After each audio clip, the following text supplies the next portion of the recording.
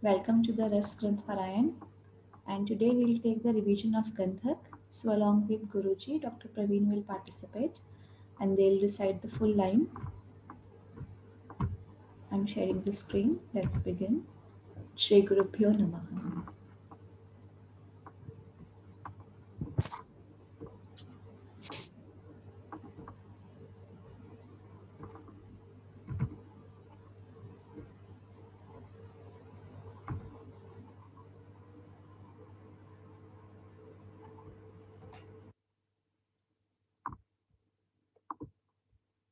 Let's start, Guruji. Dr. Praveen. Okay. Yes, Rakhi, I'm here. Yeah, let's start. स चापि त्रिविधो देवी शुक्रचञ्चुनिभो वरः सा चापि त्रिविधो देवी शुकचञ्चू वरः स चापि त्रिविधो देवी शुकचञ्चू वरः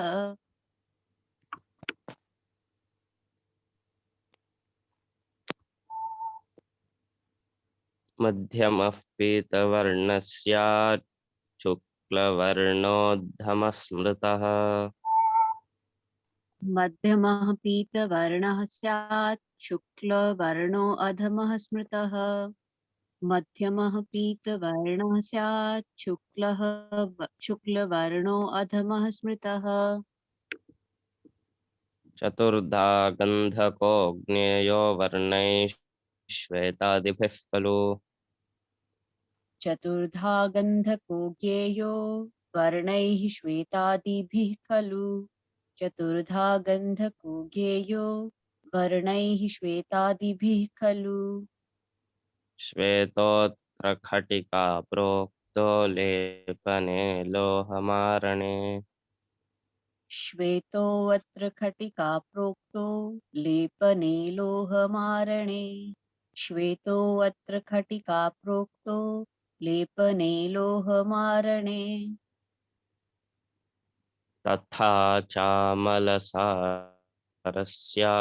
भवेत् पीतवर्णवान् तथा च आमलसारः स्याद्यो भवेत् पीतवर्णवान् तथा च आमलसारः स्याद्यो भवेत् पीतवर्णवान् शुकपिच्छस एव स्यात् श्रेष्ठो रसरसायने शुक्पिच्छः स एव स्यात् श्रेष्ठो रसरसायने शुक्पिच्छः स एव स्यात् श्रेष्ठो रसरसायने रक्तश्च शुकतुण्डाख्यो धातुवादविधौ वरः रक्तश्च शुकतुण्डाख्यो धातुवादविधौ वरः रक्तश्च शुकतुण्डाख्यो धातुवादविधौ वरः दुर्लभः कृष्णवर्णश्च सजरामृत्युनाशनः दुर्लभः कृष्णवर्णश्च स जरामृत्युनाशनः दुर्लभः कृष्णवर्णश्च स जरामृत्युनाशनः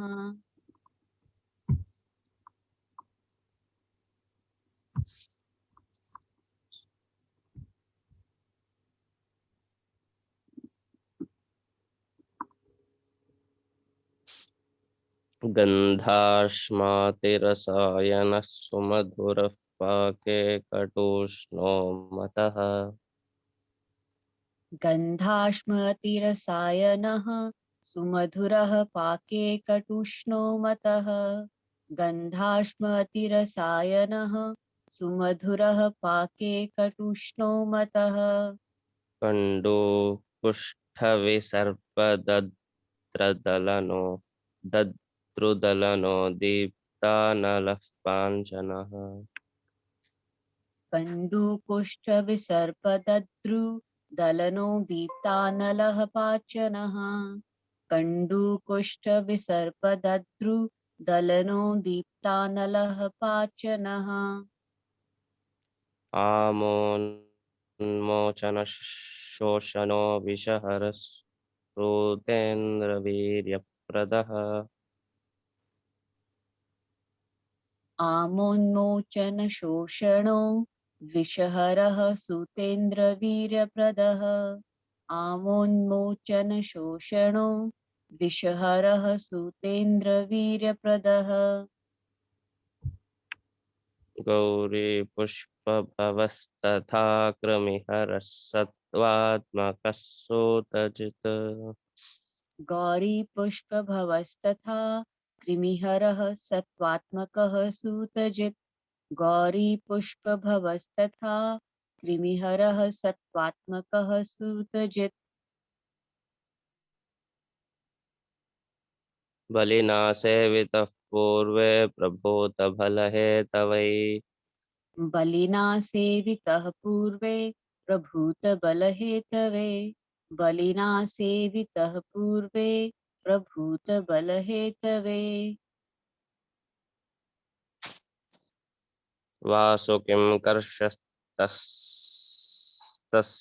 तन्मुखज्वालया धृता वासुकिं कर्षतः तस्य तन्मुखज्वालया धृता वासुकिं कर्षतस्तस्य तन्मुखज्वालया धृता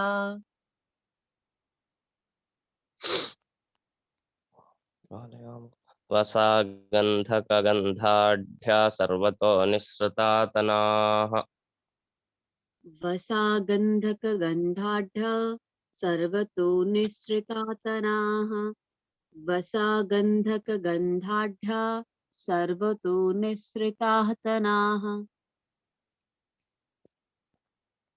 गन्धकत्वं च सम्प्राप्ता गन्धो भूत्सविषस्मृतः गन्धकत्वं च सम्प्राप्त गन्धो भूतसविषः स्मृतः गन्धकत्वं च सम्प्राप्ता गन्धो भूतस्विषः स्मृतः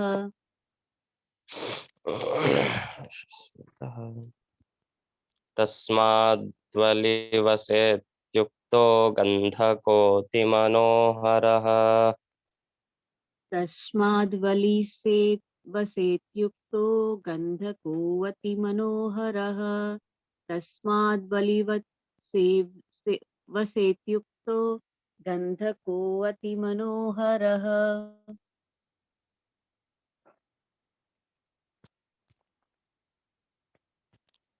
पयस्विन्नो घटीमात्रं वारिधौतो हि गन्धकः पयः स्विन्नो घटीमात्रं वारिधौतो हि गन्धकः पयः स्विन्नो घटीमात्रं वारिधौतो हि गन्धकः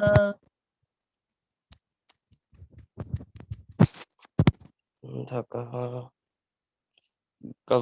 गव्याज्यविधृतो वस्त्रात् गलितः शुद्धिमृच्छति गव्याज्यविधृतो वस्त्रात् गलितः शुद्धिं रक्षति गव्याज्यविधृतो वस्त्रात् गलितः शुद्धिं रक्षति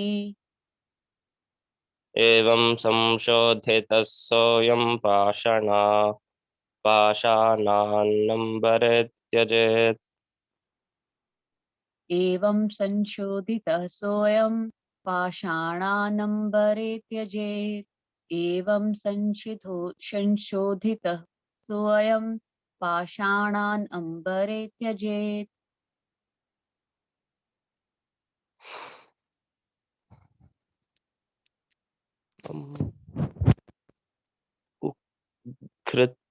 घृते विषं तुषाकारं स्वयं पिण्डत्वमेति च घृते विषं तुषाकारं स्वयं पिण्डत्वमेति च घृते विषं तुषाकारं स्वयं पिण्डत्वमेति च इति शुद्धो हि गन्धाश्मानापथ्यैर्विकृतिं व्रजेत् इति शुद्धो हि गन्धाश्मा नापथ्ये विकृतिं व्रजेत् इति शुद्धो हि गन्धाश्मा नापथ्ये विकृतं व्रजेत् अपथ्यादन्यथा हन्यात् पीतं हलं तथा अपथ्यादन्यथा हन्यात् पीतं हलाहलं तथा अपथ्यादन्यथा हन्यात् पीतं हालाहलं तथा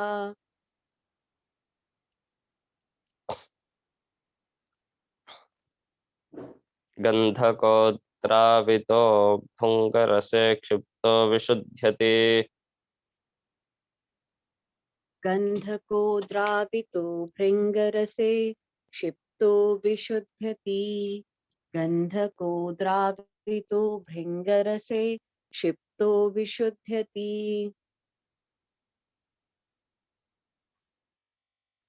तद्रसः सप्तधा स्विन्नो गन्धकः परिशुध्यते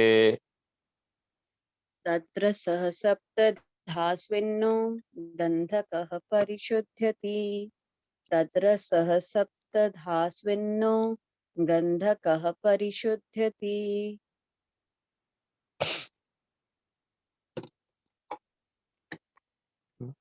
स्थाल्यां दुग्धं विनिक्षिप्य मुखे वस्त्रं निबध्य च स्थाल्यां दुग्धं विनिक्षिप्य मुखे वस्त्रं निबध्य च स्थाल्यां दुग्धं विनिक्षिप्य मुखे वस्त्रं निबध्य च गन्धकं तत्र निक्षिप्य चूर्णितं सिकताकृतिम् गन्धकं तत्र निक्षिप्य चूर्णितं सिकताकृतिं गन्धकं तत्र निक्षिप्य चूर्णितं सिकताकृतिम् छादयेत् प्रथोदीर्घेर्णकर्परेणैव गन्धकम् छादयेत् पृथुदीर्घेण खर्परेणेव गन्धकम् छादयेत् पृथुदीर्घेण खर्परेणेव गन्धकम् ज्वालयेत् खर्परस्योर्ध्वे वनच्छानैस्तथोपलैः ज्वालयेत् खर्परस्योर्ध्वे वनच्छाणैस्तथोपलैः ज्वालयेत् खर्परस्योर्ध्वे वनच्छाणैस्तथोपलैः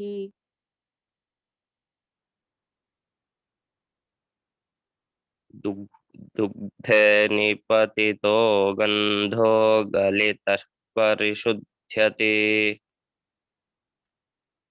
दुग्धे निपतितो गन्धो गलितः परिशुध्यति दुग्धे निपतितो गन्धो गलितः परिशुध्यति परिशुध्यते शतवारं कृतश्चैव निर्गन्धो जायते ध्रुवम् शतवारं कृतश्चैव निर्गन्धो जायते ध्रुवम् शतवारं कृतश्चैव निर्गन्धो जायते ध्रुवम् इत्थं विशुद्धस्त्रिफलाच्यभृङ्गमद् इत्थं विशुद्धस्त्रिफलाच्यभृङ्गमध्वन् मध्वन्वितः शानमितो हि लीढः इत्थं विशुद्ध त्रिफलाज्य भृङ्गमत्वन्वितः शाणमितो हि लीढः इत्थं विशुद्ध त्रिफलाज्य भृङ्गमत्वन्वितः शाणमितो हि लीढः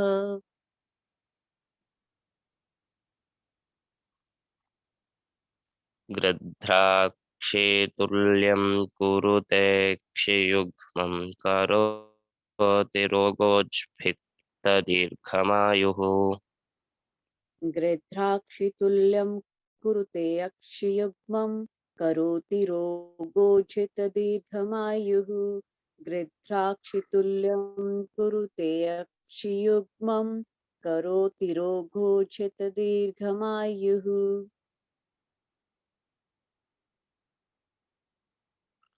कलां शव्योष संयुक्तं गंधकम। वो क्या है?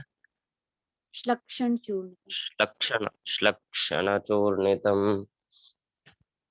कालांश व्योष संयुक्तं गंधकं श्लक्षण चूर्णितं कालांश व्योष संयुक्तं गंधकं श्लक्षण चूर्णितम्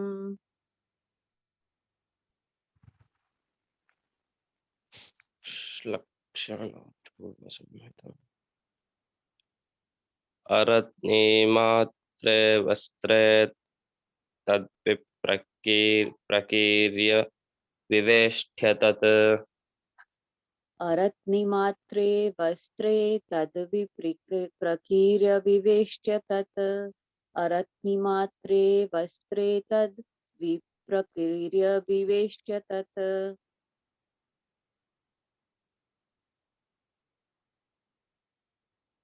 अरत्निमात्रे सूत्रेण सूत्रेण वेष्ठय। ओके बोलो मैडम जी, आप बोलो। You tail. अरत्निमात्रे वस्त्रे तद्विप्रकीर्य विवेश्य तत् और हाँ जी सूत्रेण वेष्टयित्वाथा यामं तैले निमज्जयेत्। सूत्रेण वेष्टयित्वा यामं तैले निमज्जयेत् सूत्रेण वेष्टयित्वा यामं तैले निमज्जयेत् धृत्वा संदंशतो वर्तिमध्यं प्रज्वालयेत् येच्छतम्। धृत्वा धृत्वा संदंशतो वर्तिं मध्यं प्रज्वालयेच्च तं धृत्वा संदशतो वर्तिं मध्यं प्रज्वालयेच्च तम् द्रुतो निपतितो गन्धो बिन्दुशः काचभाजने।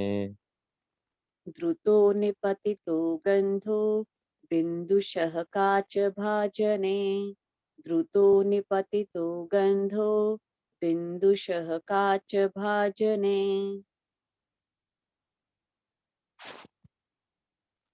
तां द्रुतिं प्रक्षिपेत् पत्रे नागवल्यास्त्रिबिन्धुकम्। तां द्रुतिं प्रक्षिपेत् पत्रे नागवल्ल्यास्त्रिबिन्दुकाम् तां द्रुतिं प्रक्षिपेत् पत्रे नागवल्ल्यास्त्रिबिन्दुकाम् वल्लेन प्रमितं स्वच्छं सूतेन्द्रं च विमर्दयेत्। वल्लेन प्रमितं सुखं भूतेन्द्रं च विमर्दयेत् वल्लेन प्रमितं स्वच्छं भूतेन्द्रं च विमर्दयेत् अङ्गुल्याथ सपत्रां तां द्रुतं सूतं च भक्षयेत्। अङ्गुल्या अथ सपत्रां तां द्रुतिं सूतं च भक्षयेत् अङ्गुल्यात् सपत्रां तां द्रुतिं सूतं च भक्षयेत् करोति दीपनं तीव्रं क्षयं पाण्डुं च नाशयेत्। करोति दीपनं तीव्रं क्षयं पाण्डुं च नाशयेत् करोति दीपनं तीव्रं क्षयं पाण्डुं च नाशयेत् कासं श्वासं च शूलार्तिं ग्रहणीमतिदुर्धरम् धराम्। कासं श्वासं च शूलार्तिं गृहिणीमतिदुर्धराम् कासं श्वासं च शूलार्तिं गृहिणीम् अतिदुर्धराम् आमं विनाशयत्याशु लघुत्तमं लघुत्वं प्रकरोति च। आमं विनाश्यत्याशु लघुत्वं प्रकरोति च। आमं विनाश्यत्याशु लघुत्वं प्रकरोति च। घृताक्तैलोहपात्रे तु विद्रुतं शुद्धगन्धकम्। घृताक्ते लोहपात्रे तु विद्रुतं शुद्धगन्धकम्। घृताक्ते लोहपात्रे तु विद्रुतं शुद्धगन्धकम्।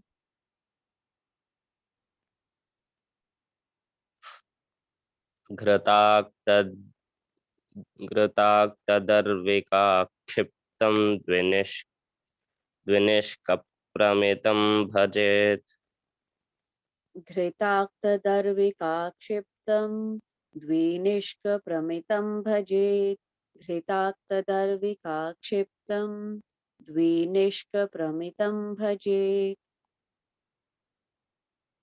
हन्ति क्षयमुखान् रोगान् कुष्ठरोगं विशेषतः।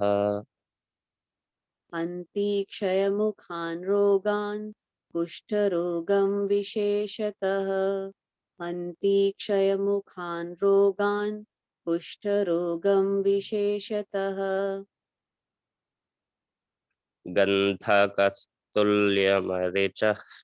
मरिचः षड्गुणा त्रिफलान्वितः। गन्धकस्तुल्यमरिचः षड्गुणत्रिफलान्वितः। गन्धकस्तुल्यमरिचः षड्गुणत्रिफलान्वितः। घृष्टः शम्पाकमूलेन पीतश्चाखिलकुष्ठः। घृष्टः शम्पाकमूलेन पीतश्च अखिलकुष्ठः। घृष्टः शम्पाकमूलेन पीतश्च अखिलकुष्ठः। तन्मूलं सलिले विष्टं लेपयेत् प्रत्यहं तनौ। तन्मूलं सलिलेविष्टं लेपयेत् प्रत्यहं तनौ। तन्मूलं सलिलेविष्टं लेपयेत् प्रत्यहं तनौ।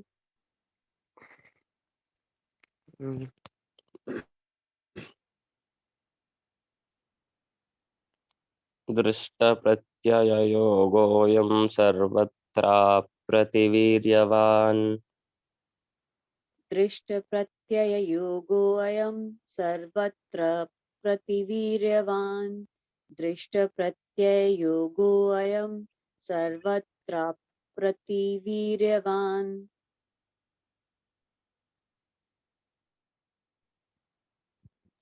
श्रीमता सोमदेवेन सम्यगत्र प्रकीर्तितः।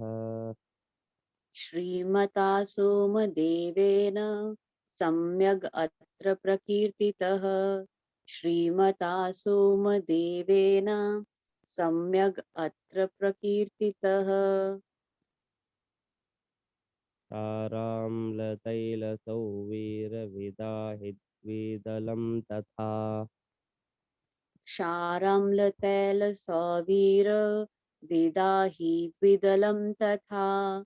क्षाराम्लतैलसौवीर विदाहि द्विदलं तथा। शुद्धगन्धकसेवायां त्याज्यं योगयुतेन हि। शुद्धगन्धकसेवायां त्याज्यं योगयुतेन हि। शुद्धगन्धकसेवायां त्याज्यं योगयुतेन हि।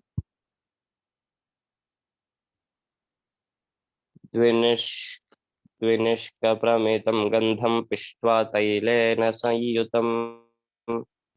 निष्कप्रमितं गन्धं पिष्ट्वा तैलेन संयुतं। द्विनिष्कप्रमितं गन्धं पिष्ट्वा तैलेन संयुतम्। अथापामार्गतो येन स तैलमरिचे नहि अथ अपामार्गतो येन स तैलमरिचेन हि अथ अपामार्गतो येन स तैलमरिचेन हि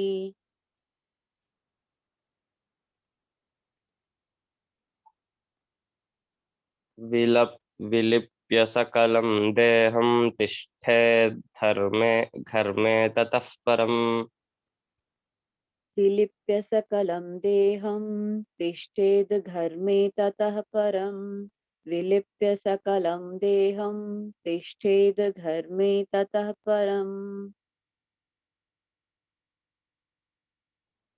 तक्रभक्तं च भुञ्जीत तृतीये प्रहरे खलु तक्रभक्तं च भुञ्जीत तृतीये प्रहरे खलु तक्रभक्तं च भुञ्जीत तृतीये प्रहरे खलु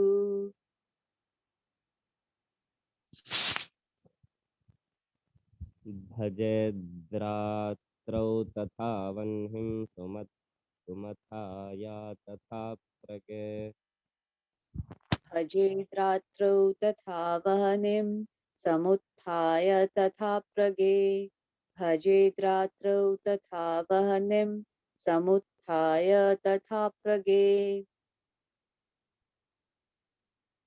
महिषी छगणं लिप्त्वा स्नायाच्छीतेन वारिणा महिषी छगणं लिप्त्वा स्नायाच्छीतेन वारिणा महिषी छगणं लिप्त्वा स्नायाच्छीतेन वारिणा ततोऽभ्यज्यघृतैर्देहं स्नायादिष्टोष्णवारिणा ततोऽभ्यज्य घृतैर्देहं स्नायाद् इष्टोष्णवारिणा ततोऽभ्यज्य घृतैर्देहं स्नायादिष्टोष्णवारिणा अमुनाक्रमयोगेन विनश्यत्यतिवेगतः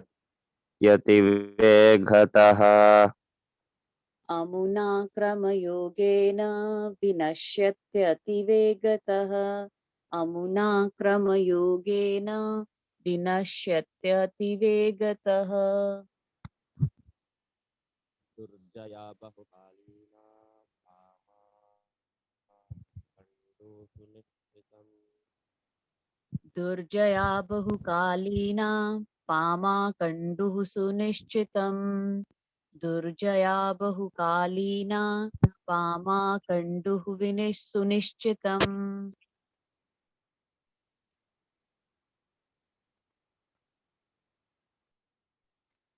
गन्धकस्य प्रयोगाणां शतं तन्न प्रकीर्तितम् गन्धकस्य प्रयोगाणां शतं तन्न प्रकीर्तितम् गन्धकस्य प्रयोगाणां शतं तन्न प्रकीर्तितम्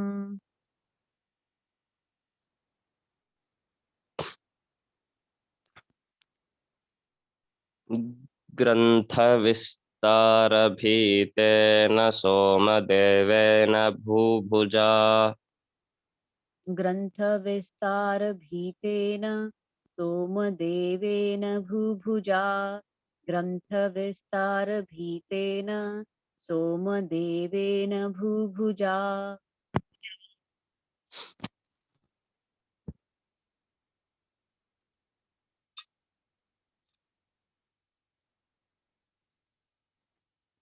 अथवार्कस्नुहि क्षीरैर्वस्त्रं लेप्यं तु तथा अथवार्कस्नुहि क्षीरैर्वस्त्रं लेप्यं तु सप्तधा अथवार्कस्नुहि क्षीरैर्वस्त्रं लेप्यं तु सप्तधा गन्धकं नवनीतेन पिष्ट्वा वस्त्रं लिपेधनम् गन्धकं नवनीतेन पिष्ट्वा वस्त्रं लिपेद्धनम् गन्धकं नवनीतेन पिष्ट्वा वस्त्रं लिपेत् घनम् तद्वर्तिं ज्वलितां दंशघृतां कुर्यादधो मुखीम्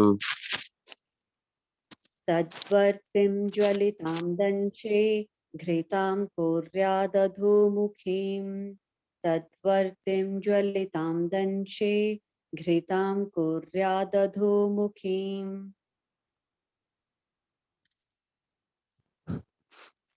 दंशे तैलं पते दधो भाण्डे ग्राह्यं योगेषु योजयेत् तैलं पते दधो भाण्डे ग्राह्यं योगेषु योजयेत् तैलं पते दधो भाण्डे ग्राह्यं योगेषु योजयेत्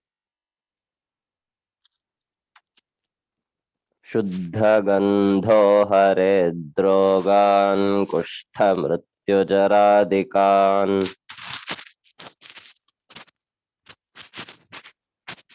शुद्धगन्धो हरेद्रोगान् कुष्ठमृत्युजरादिकान् शुद्धगन्धो हरेद्रोगान् कुष्ठमृत्युजरादिकान् अग्निकारी महानुष्णो वीर्यवृद्धिं करोति च अग्निकारी महानुष्णो वीर्यवृद्धिं करोति च अग्निकारी महानुष्णो वीर्यवृद्धिं करोति च इति गन्धकाधिकारः इति गन्धक